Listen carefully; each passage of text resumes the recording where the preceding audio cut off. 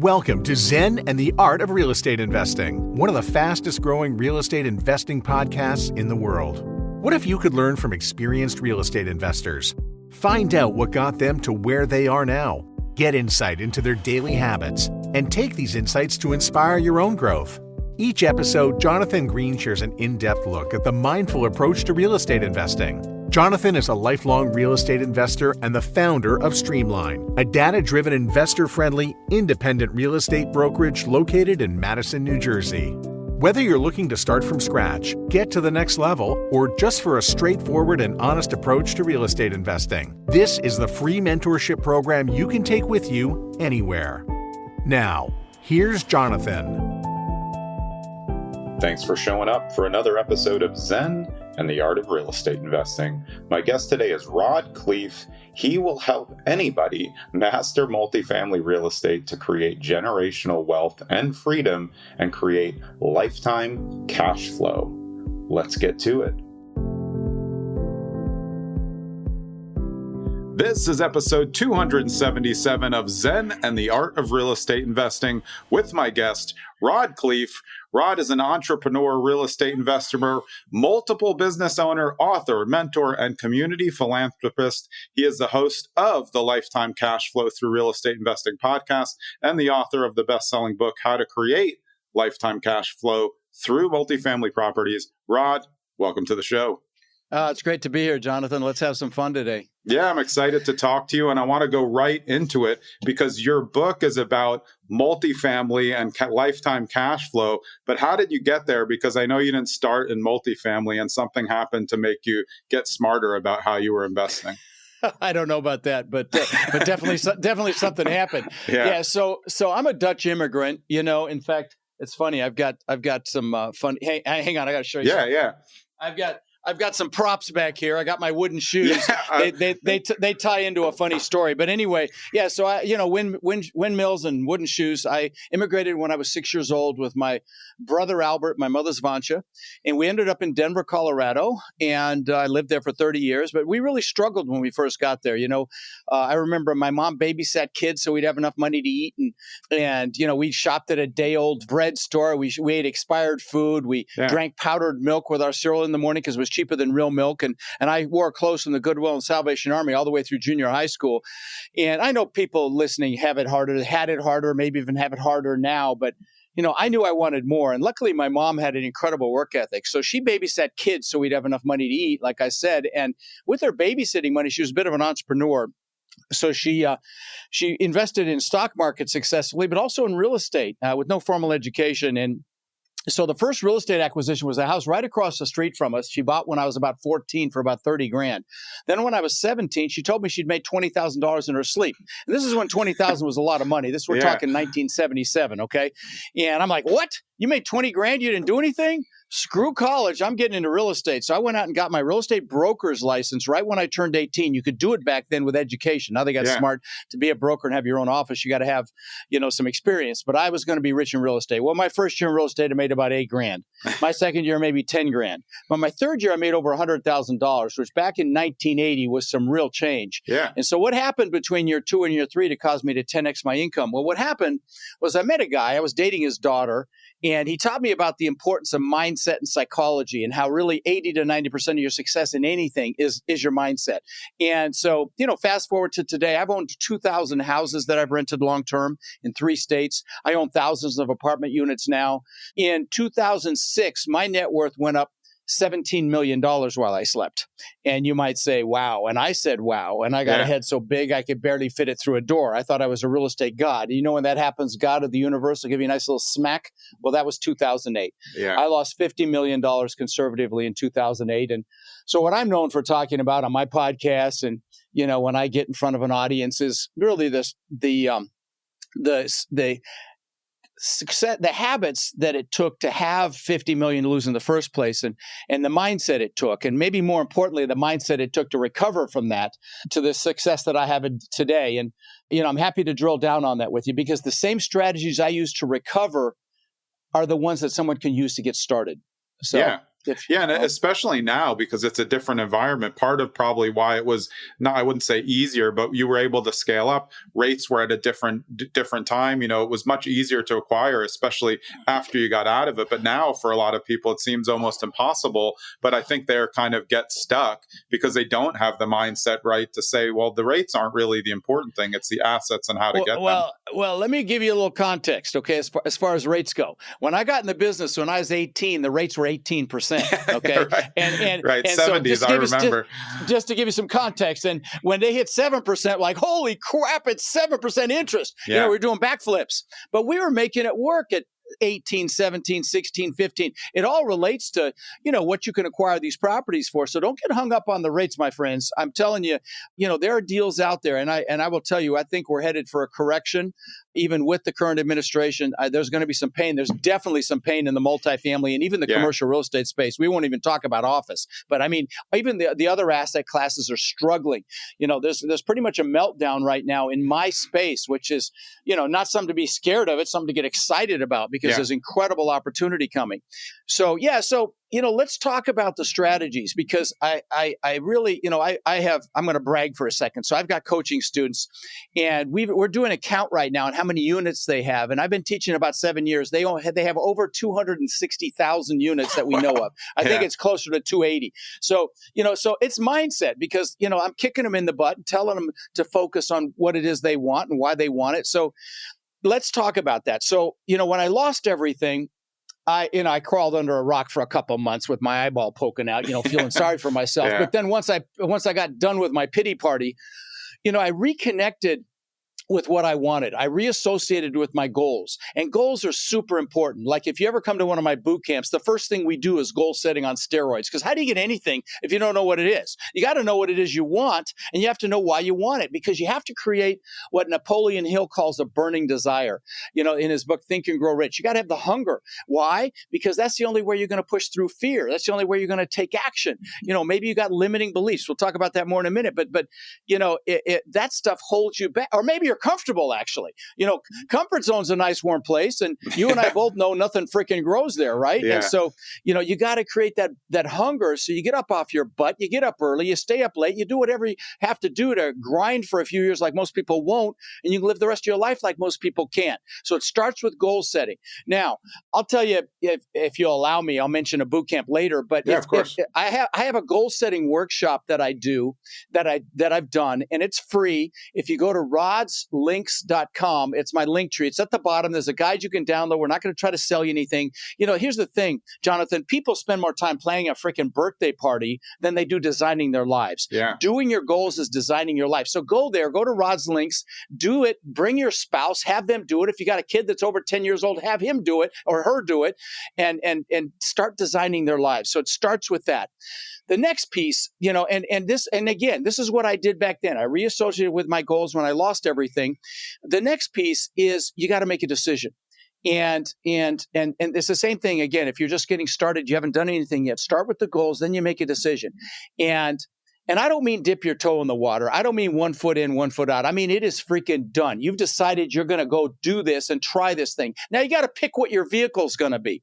You can do it in flipping and wholesaling houses. You can buy businesses. There's going to be incredible opportunities with the baby boomers to buy businesses. Absolutely. If it's multifamily, get your butt to one of my boot camps. Whatever it is, pick your vehicle. But then you got to make a decision to take freaking action, okay? And the Latin root for the word decision means to cut off. It means it's like I said, it's not a 1 foot in, out. It's done when you make that decision. And I guess a great metaphor for that is if you're going to attack the island, you burn your ships because you're taking their ships home. That's a decision. It's done. See, motivation will get you started, but it's that decision that'll bring you home. And when you've finally decided and you're committed, when you just make a decision, you'll be committed. And then you're like a train on a track. If you're not committed, you're going to get knocked off track. And so decision is the next piece after you've done your goals. Then after that, you've got to take that first step. You got to do something, right? And it can be a small step, but like Dr. Martin Luther King said, you take that first step in faith, the next step will be revealed. Lao Tzu 1,000 years ago said, the journey of 1,000 miles begins with a single step, but you got to take that step. You got to take some action. Okay. And, and don't get caught up in analysis paralysis or fear because and don't think you have to see the whole path to take action either. Remember this, you can drive all the way across the United States at night with your headlights seeing 50 feet in front of you. You may have some obstacles, but other people have done it before you and you'll make it. It's the same way with any of your goals, but you've just got to get started. And that's the first step. Yeah, let me just hit the analysis paralysis thing for a second, because I've always said that I don't think that's real. I think analysis paralysis comes from a lack of confidence because people are not trying to do any work to get there. So they sit around and say, well, I'm not sure, multifamily storage, it all looks good, but it's just a procrastination method because they don't really want to do the work. What have you found is the thing that gets people out of the analysis paralysis? Is it the people that help them see that other people, hey, people like in the group, hey, those people are doing it, so I can do it? Because that's what I found is the best opportunity for someone to see, hey, if Bob can do it, I can do it too. That's a big piece. It's social proof. And that's why my Warrior coaching program is so freaking successful. Most of those deals are done between warriors, between students, because, my business, the multifamily game, and they buy lots of other asset classes. We're in self-storage, senior housing, student housing, mixed use. I mean, you name it, every asset class except office. I tell them, stay the hell out of office, but everything else. But they're all done between warriors. They're done between students. But the goals are a big piece. You've got to get the leverage on yourself. And sometimes the leverage is disgust. I will tell you, sometimes you just get to a point where you're disgusted. That's an emotion that you can use for leverage. I talk about that sometimes. But anyway, let's not have any regrets, guys. There was this nurse in Australia, a hospice nurse, that took care of patients when they were about to die. And her name was Bronnie Ware. And she asked them a question, Jonathan, and the question was, do you have any regrets? And she even wrote a book about it. It's like a bestseller. It's something like The 5 Regrets of Dying or something like that. And you know what the number one regret was? Not doing what I know I could have done, doing what I thought other people thought I should do, not doing what I know I'm capable of. I can't think of anything worse than that. Okay. So don't fear failure. Okay. Fear regret. Okay. I call my failures seminars. Yeah, that was a $50 million seminar. It was an expensive freaking seminar. But it's only a failure if you don't get back up, you don't learn the lesson. I've started 29 businesses so far in my career. I was shocked when I did the count a few years ago, and several were tens of millions of dollars. I got 2 right now that are, but most were spectacular, flaming seminars. Okay. Right. We fail our way to success. So don't fear failure. The next thing I want to talk about is fear, and so what is fear? F everything and run, false evidence appearing real. I think that's definitely it. We fear the emotion of fear, typically, not even what we're fearful of. It's the emotion of it. And I'm going to tell you, the acronym I like the best for fear is face everything and rise. And I will tell you, the most successful people on the planet have fear. Everybody has fear, but the successful people push through in spite of it, and action mitigates fear. So when you take action, the fear dissipates. It's kind of counterintuitive. The other piece is limiting beliefs. When I immigrated this country, I didn't speak English. I found out what bullies were for the first time. And my mom thought it'd be a great idea to send me to school in these wooden shoes. Okay. And then she also sent me to school in these leather pants. I got them behind me here that the Germans wear for Oktoberfest. I mean, these are the actual ones. We found them when she went to assisted living.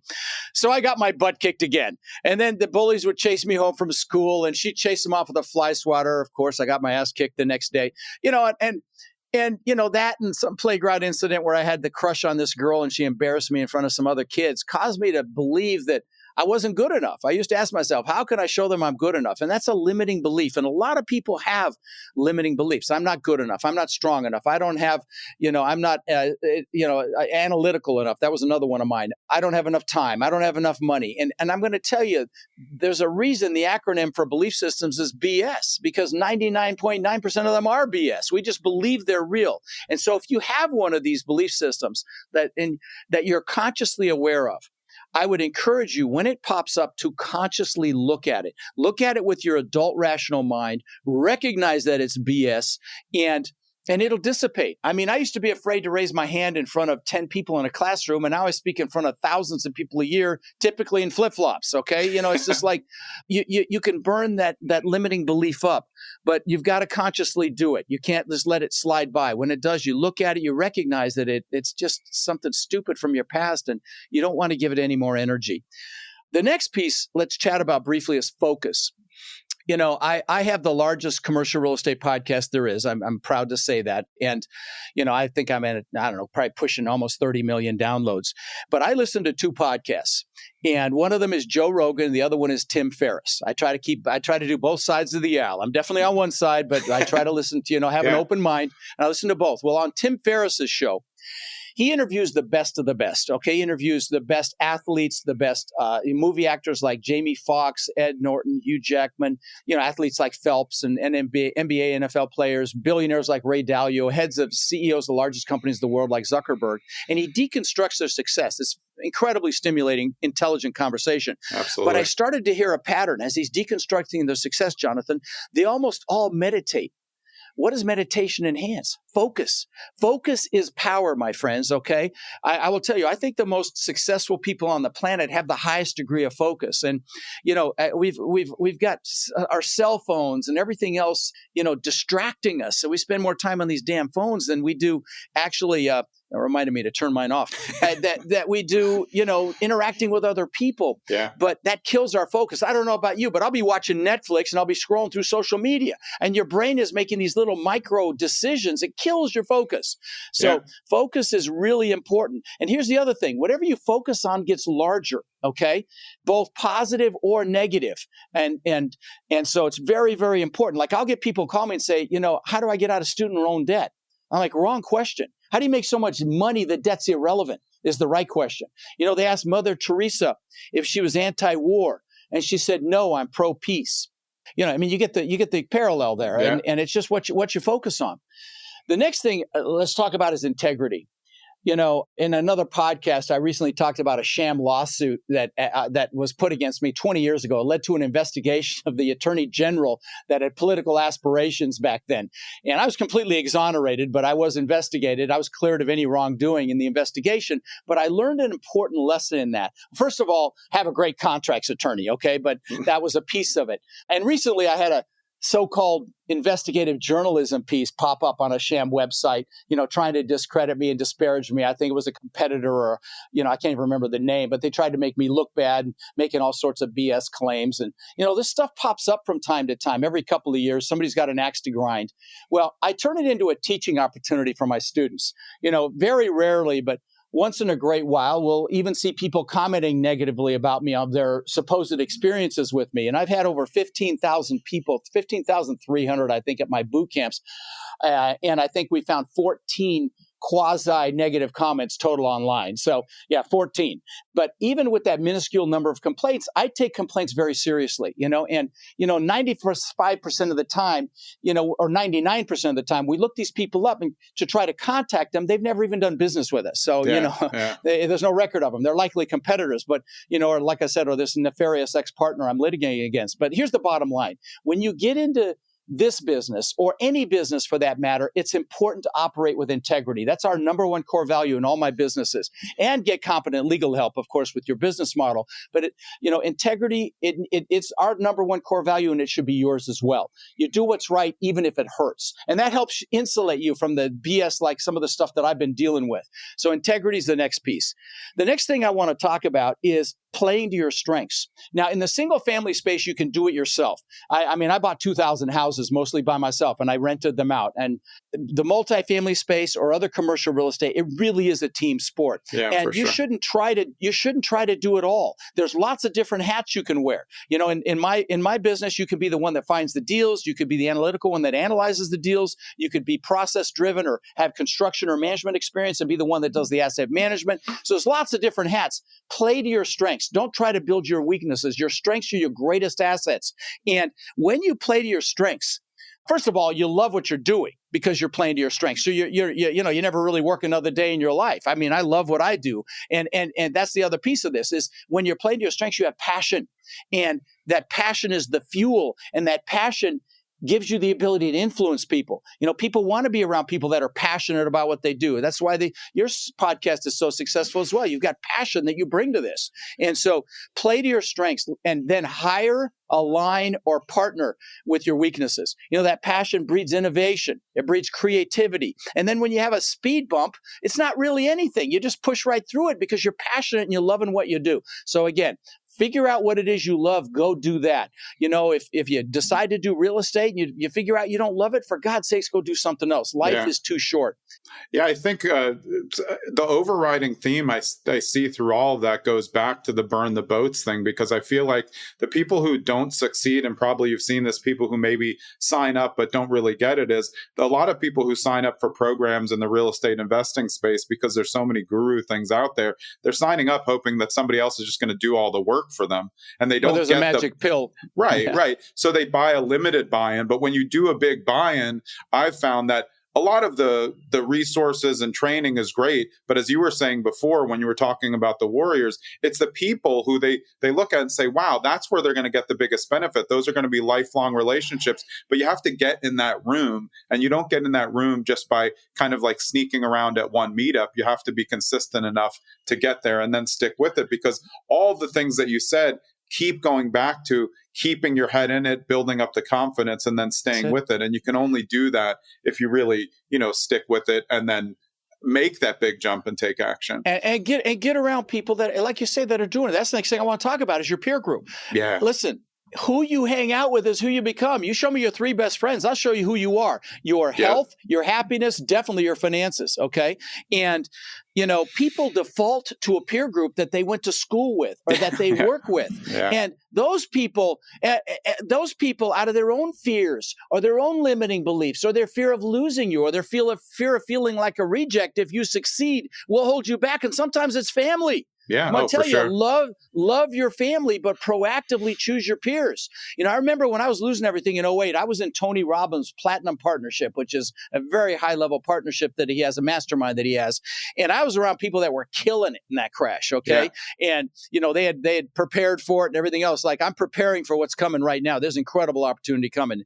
But they were killing it. They're like, get up, you puss, 50 million, schmillion, go make something happen. Right? That's who you want to be around when the stuff hits the fan, right? Yeah. So focus on being around people that think what you think is hard is easy. That's what you do. You get it, go to the meetups, but be consistent, or, join a program like mine, or, there's lots of them out there, but get around people that want more, because a rising tide lifts all ships, And don't you think you have to get comfortable with being uncomfortable for when you get in that room? Because you're going to start as the low person in that group, but that's how you're going to learn the most. But I think some people, they get so scared. Hey, well, I can't keep up. Those are the limiting beliefs again, saying like, oh, that's right. But once you get in there, everyone is, just the last thing you said, the rising tide is going to lift you up, but you have to have enough to get inside the room and then be okay with maybe being the one who doesn't know that much. It's okay. I started a mastermind that I kind of let go because it was just like herding cats after a while, but there's about 40 or $50 billion in assets in that group. And I started it because I wanted to be around people that thought what I thought was hard was easy. Okay. Yeah. And it was incredible. And I tell you, I show a picture at my boot camp where I've got like hundreds of lanyards, around my neck, and I have my arms out. I literally have hundreds of lanyards from boot camps, masterminds, workshops that I've gone to. I didn't go to college. That's my college education. Plus I've got a couple thousand books downstairs in my library, but that's, I didn't go to college. I would do these boot camps. And I will tell you, Napoleon Hill, again, in his book, Think and Grow Rich, says, have specialized knowledge. Okay. Not general knowledge. The most successful people are specialists. And that's what you do through these boot camps, these masterminds, and can I mention my boot camp real quick? Do you mind absolutely. If I bring it up? Yeah, okay. So I do a boot camp I don't know, when is this going to air, by the way? This will air in September. It's July 7th when we're recording. Okay. Yeah. So I will have a virtual boot camp in October. And I'll tell you what, if people use your name, let's you do can use Zen easy. Usually for Zen is easy. Okay, use the code Zen and you come for $47 freaking. Okay, it's 16 hours of training. I don't sell anything, and you get like $3,000 in bonuses. You get my document library, my deal evaluator software, and my finding deals course for $47 for 2 full days of training. And so no excuses. Okay, so use the code Zen if you to go there. Go to rodslinks.com, and at the top is my bootcamp site, but don't check out without using the code Zen to get that $47 deal. But yeah, So no excuses, okay? I mean, if you're serious about real estate, even if it's other asset classes, get your butt there. I promise you'll be glad you came. You'll leave so juiced you'll be coming out of your skin. Yeah, and you brought up Napoleon Hill a few times from Think and Grow Rich, and the one thing that I remember about that book so much that plays into what we're talking about and the groups is he created this fictional mastermind, where he brought 5 people who weren't even alive to the table because that's what he was aspirationally wanting to go with. But now you can actually do it in real life. But as we're saying, you have to get yourself in the first room to get to that ultimate room like you were at in the Tony Robbins thing. Whenever you get 3 like-minded people together with the same, what he calls definiteness of purpose, where you have the same kind of outcome and goals in mind, generalistically. Whenever you get 3 or more, or really 2 or more people together, they create this third intangible mind that's greater than the sum of the parts. Yeah. Okay. And that's the power of the mastermind. It's extraordinary. And you can, like you said, you can create your own. It's truly extraordinary. Hey, it's Jonathan. I hope you're enjoying this episode with Rod Khleif. And in case you didn't know, Rod has his own podcast that has been going for a long time. So if you go to rodkhleif.com, that's RODKHLEIF.com, on the homepage, you'll see Dean Graziosi, Ryan Pineda, Grant Cardone. He's been at it with his podcast, Lifetime Cash Flow, for a long time. So listen to this episode and then check out his podcast and his website at rodkhleif.com. Let's get back to Rod. All right, I got just a couple more pieces. One is problems and failure. So if you're not having problems, respectfully, you're not trying, okay? And, I talked about failure previously, how, we literally fail our way to success. I got to meet the billionaire owner of Spanx, Sarah Blakely, the women's undergarments, hold it all together. Her and her husband, Jesse Itzler, beautiful, beautiful souls. But she told me at a mastermind, it was at a mastermind as well, that her father used to ask her and her brother on a weekly basis, what have you failed at this week? What an incredible question, right? I mean, to ask your kids to not fear failure, I freaking love that. Unfortunately, I heard that after my kids are grown, but don't fear problems. Don't fear failure. Fear being in the same freaking place you are right now a year or 2 from now. That's what you want to fear. Okay? Yeah, and you will be if you don't take any risks. You could fail. Like you said, if you have 29 business, I mean, think about startups, and it goes to what you were saying about your businesses. If you're someone who invests in startups, 1 or 2 hit it big and you make a ton, but like 900 fail. So listen, I've made a lot of money in my life, but I've had a lot of failures, okay? I mean, like I say, 29 and most of them failed. Yeah. But, you learn, you pick your butt back up and you just go do it again. Big deal. But the last thing I'll talk about before we, open this up to wherever you want to take it is gratitude. Now, this is going to be foofy. You guys are going to think it's foofy, but I'm going to tell you, ignore this at your peril, because what I'm going to share with you here is how I had 50 million to lose and how I got it back, okay? So gratitude is the most powerful emotion we have available to us. It strengthens our immune system. It lowers our blood pressure. It brings us closer to our spirituality. I will tell you, it's how you manifest everything you want in life. So most mornings I will sit in my recliner and I've got my vision board sitting next to me, and I'll just be grateful for the people in my life, my students, my foundation, the family members that I love. And then I'll do gratitude for the things that I want as if I already have them. Thank you, God, for this. And I'll sometimes get emotional being grateful for things I don't even have yet. Okay. Yeah. And I know some of you are like, oh, good Lord, please let's stick with the real estate stuff. Well, I'm telling you, this is how you have 50 million to lose and how you get it back, because this stuff works. Okay. Yeah. And so, that's how I've manifested everything I've ever wanted in my life, because it works. And so, utilize it. Utilize gratitude. And by the way, you can't be fearful and grateful at the same time. You can't be angry and grateful at the same time. So, it's such a powerful emotion. The last thing I'll mention is, I immigrated to Denver, like I said, but I knew I always wanted to live on the beach, and there's no beach in Denver. But I would visualize the palm trees and the sand and the surf. And, luckily my dad worked for Continental Airlines, so we got to go to Hawaii a couple times, so I get to see it. And that's a really important piece, is that visceral feeling of actually seeing it. But so 20 years later, I built this incredible mansion on the beach. Okay. I mean, it was like 10,000 square feet. I owned the beach on one side. I had my boats on the backside. It was called a Gulf to Bay. It was like a slice through an island. Big waterfall from the second floor balcony to the pool. You had to walk through the waterfall to get to the pool. Pool was in magazines. And big spiral staircase up through the middle. Wine cellar, elevator. On the second floor, I had aquariums built around the staircase, cost me almost $200,000. So this gives you an idea of the house. It's probably worth 20, 25 million now. Well, anyway, 2 months after I moved in, I'm floating up at floating in the pool at night. My family's inside sleeping, and I'm looking up at this testament to my ego. Is really what it was. It was to prove to the freaking world I was good enough. I mean, if that didn't do it, forget it. Okay.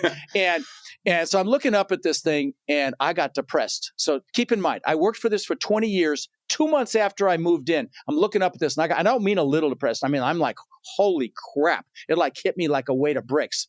So I want to mention what happened because this is really important. So the first thing is you never achieve a big goal without having other goals lined up behind it. You know, like the good book says, without a vision, the people perish. You need a vision for the future. And I didn't know what I was going to do next. So that was number one. Number two is it's never about the goals. You got to have them to create that burning desire to get yourself out of comfort, you know, and push through limiting beliefs. You got to have the goals. But happiness doesn't come from the goals. You know, they say the happiest days of a boat owner's life, the day they buy the boat and the day they sell the boat, right? But you got to have the goals. And happiness comes from progress and growth. And so, you know, the thing I want to tell you, and I, by the way, I spend some time on this at my goal setting workshop. If you go to Rod's links and do the goal setting workshop, I share it takes about 10 minutes to share my weekly planning process, which is very powerful, by the way, to plan and for success. But one of the pieces is to celebrate anything you did, to celebrate even a little bit of progress you made the week before. Because again, happiness comes from progress and growth, and you're going to have setbacks, you're going to have delays. But if you're acknowledging your growth and your progress, you'll be happy. But that was the second thing. The third, even bigger thing was I'd been totally focused on me. You know, Rod, show the world I'm good enough. Show the world I matter, blah, blah, blah. Well, that's the year I met Tony Robbins, okay? And because I was depressed, I'm like, what the hell am I going to do? So I got a bunch of books, and one of them was his, and I'm like, this sounds good. And I went and saw him live, and I found out, Jonathan, that he fed families for the holidays. And I'm like, you know, what a concept. Do something for someone else. I'm embarrassed to say I had to be 40 to get that memo. Well, this is 25 years ago. And so I called my brother because I was going to go see him in Denver for Thanksgiving. And I said, bro, let's feed 5 families. So he called his church and found 5 families who really needed help. And we bought food and toys and turkey, frozen turkey and all this stuff for the Thanksgiving meal. And so the third family changed my life, man. So I go up to this shack. It was like a 1-bedroom shack. It wasn't even really a 1-bedroom because you had to walk through the bedroom to get to the kitchen, which had the bathroom off of it. There's a Hispanic woman there with 5 kids. She comes out and she sees the food on the porch and the toys, and she just starts crying. Her kids come out. 2 of the older ones start crying. I start crying, and I was hooked. And now, please know what I'm going to say next is not ego. There's a huge message in this, okay? So don't tune out, okay? In the last 25 years, I've fed 150,000 children here in the Sarasota-Bradenton area. I've done tens of thousands of at-risk children, by the way. I've done tens of thousands of backpacks filled with school supplies for local kids. We just ordered 2,000 for August. I've done thousands and thousands of teddy bears for local police departments for their officers to keep in their vehicle, if they encounter a child that's been in a traumatic situation, they comfort the child and bridge that gap between the officer and the child. And I don't say this to brag, like I said. Tony Robbins calls it the science of achievement versus the art of fulfillment. Achievement's a science. If you want to learn how to buy apartment complexes, get your butt to my boot camp. I'll give you the blueprint. You just got to go do it, okay? But fulfillment is an art. You got to figure out what juices you. For me, it's kids and the elderly. That's what juices me. Maybe for you, it's animals or the environment. Whatever it is, give back right now.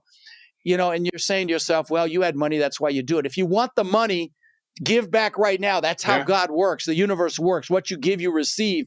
And I will tell you, you'll move much quicker towards your success because power moves to those who serve. Yeah. And I mean, there's a big difference between how these two things feel. One, you at that giving all it took was probably $100, few presents, turkey. That is going to feel better than making $100,000 on a deal. At the time you make the $100,000, it's going to seem awesome, but you can burn that $100,000 in a second. You can't burn the memories of doing the first thing. And then it helps you again. I think that giving back gives you more confidence as a person. So then you can take that and put it into business. And then maybe, and something that I've always said, and I'm sure you agree with, the reason I've been good in business is because I can always walk away.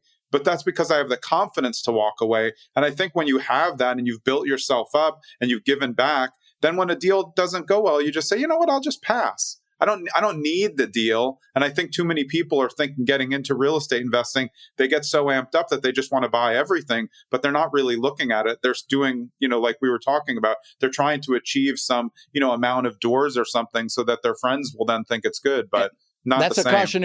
That's a cautionary discussion I have with every new warrior when they come on is don't get caught up in the emotion of this. Make sure you understand what you're doing and looking at before you go crazy here. And yeah, it's critical. So I completely agree with what you just said. Yeah. Well, yeah. I mean, I like what you said before too about the rates, because historically, I'm over 50, so I remember the rates being rates are just fine right now. We don't like them because we just were at a point where there were 3% rates, but that was ludicrous. So how do you tell people now to just I wouldn't say don't worry about the rates, but don't focus on the rates? To me, I'm an asset hunter. I'm looking at the asset. The rate is just part of the vehicle. The rate is part of the analysis, okay? And I will tell you, at some point, prices will reach an equilibrium with the rates. That's just how it works. It's been slow with multifamily. But I can tell you, there are deals, lots of deals right now in my space, apartment complexes, being sold for the debt. And debt plus fees, it's called. And they still don't make sense. They don't pencil. They don't make sense because the rates are still too high. And these are deals that have had millions of dollars invested in them that they're losing over and above that debt, because you don't get a property 100% finance. And so it's coming. I'm telling you, the proverbial, what's going to hit the fan here. It's coming for sure. And if we could get Powell out and get these rates down a little bit, I mean, that might soften things a little bit. But I still think that I know there's going to be a reckoning. There's so much debt that's due and coming due. And what these lenders are doing is doing loan modifications and extensions and deferrals. And their catchphrase in the lending environment is extend and pretend, because that's really what's happening. They're just extending and pretending. And so, but at some point, the piper is going to get paid. Yeah. And don't you think in multifamily, with when rates were so good, then a lot of inexperienced operators were getting in on large complexes with low rates. And now their 5-year bubble is up. And now rates are, 7.5, and they were at 3. So they have to pay the piper. The water's out. Yeah. The water's out and there's no clothes on. Yeah. No, that's exactly what's going on. Right. I'm blessed to say in my Warrior program, we've lost one deal, and I'm not even going to say only one. I'm just going to say one and hope that's it. And because I spend a lot of time talking about being conservative and plenty of operating reserves and all this stuff that, you got to be careful. And even in this environment right now where there's deals are coming, it's a time to be conservative. Yeah. Well, I think if you finally figure out that you have the power to walk away, you eventually don't have to walk away, because I was an attorney for a long time, and every time I left a negotiation, someone would come walking after me. And I took that always to real estate growing up with my dad. I watched my dad, make an offer that was very low, and the person would say, "Oh, that's ridiculous." And he would say, "Okay, well, I'll call you in a month." And then he'd call him in a month, and it's still too low. 3 months later, he's making the deal because he was always willing to walk away. It didn't matter that much to him. And I feel like that's something that people need to see. Keep vetting deals, but hey, if the numbers don't work, they don't work. Eventually, one's going to work. I will tell you, in the last year and a half, I've only bought one asset, one complex, and I own thousands of doors, and only bought one. That's the only one that made sense. And now I'm pivoting. I'm also doing senior housing. Very excited about senior housing. What a great market. What a great market. There's 10,000 people a day turning 65. And I'm going to start teaching it too, by the way. I've already got most of the course done. Yeah, no, because I love it. I threatened to do it back in 2008. I was going to do it before the market crashed. I got certified as an assisted living administrator. I started a company. I got the domain name affordableseniorhousing.com, and then of course my world exploded, and I had to bag it for a while. But now I'm back, and we've got an asset we just put on contract in Pittsburgh. We raised the money in 5 days.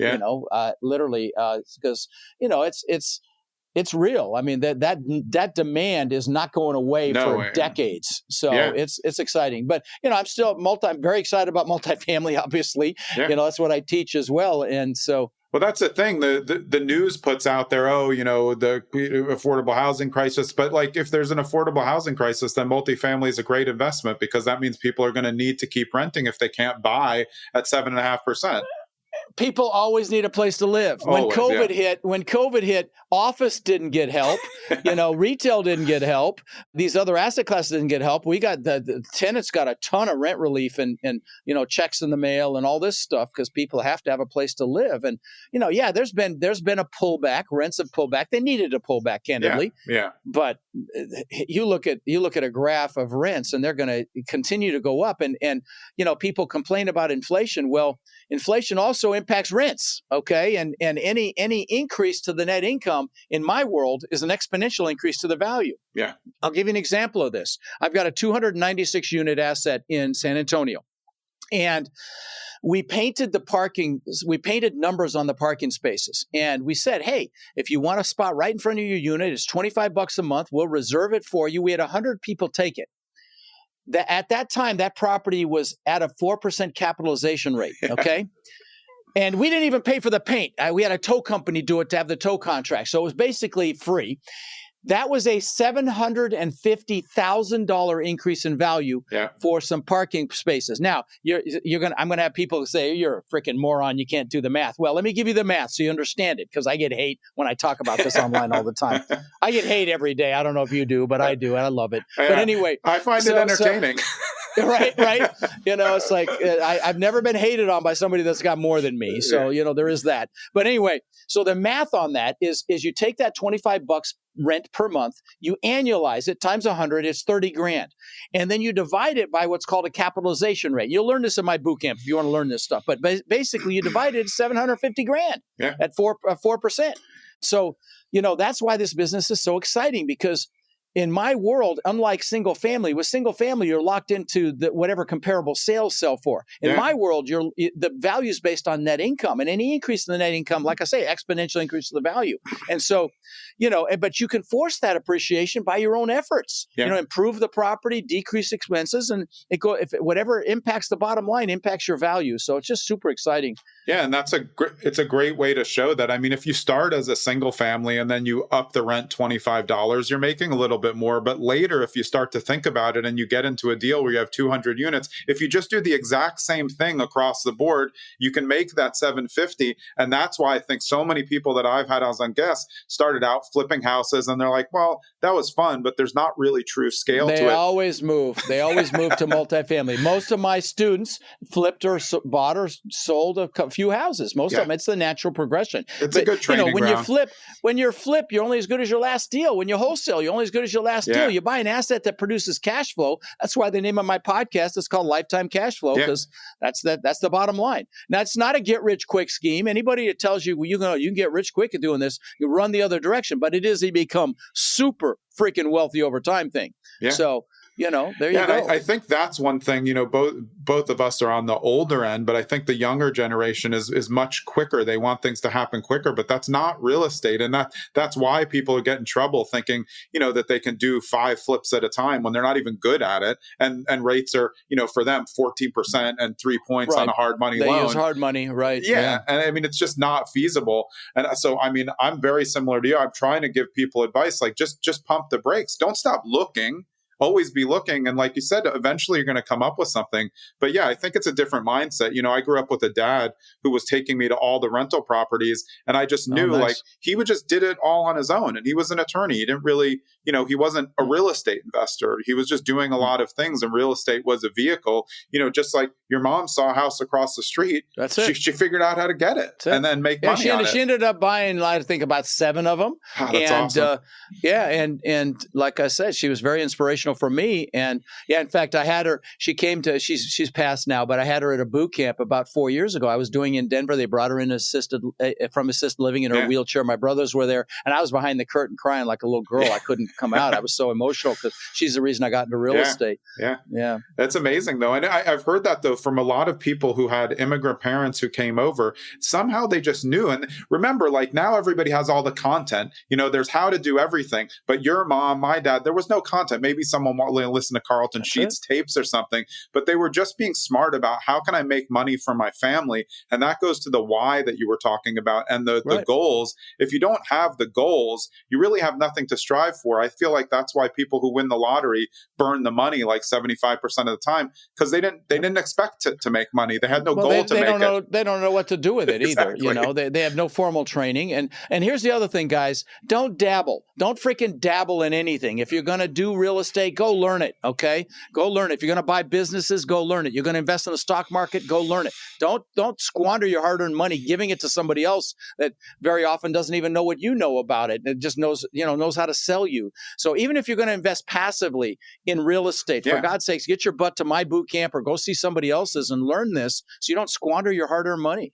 Yeah, and one thing you said before I want to touch on before we hop off, I think buying businesses is just huge. I mean, I'm a big follower of Cody Sanchez, and I look at business buying and what people are doing and who owns the business and what their kids really want to do, and they don't want to run the businesses. No. And to me, if you combine what can't be replaced by AI with businesses that are available, it just looks like an absolute gold mine to me. Or what can be enhanced with AI. Yeah. Okay. And I got to tell you, there's so many baby boomers, and I'm a boomer. I just turned 65. I'm on the starting edge of it. But there's so many boomers that have businesses that they're going to want to retire from. Yeah. And nobody's there to buy them. And you can cut deals. You know, I tell you, if there were two of me, one would definitely be buying businesses. I don't have the bandwidth myself, but I love it. I love talking about it. I love looking at it. But so there's lots of vehicles, guys. You just got to pick one and then decide, take action, go learn it, and then massive freaking action.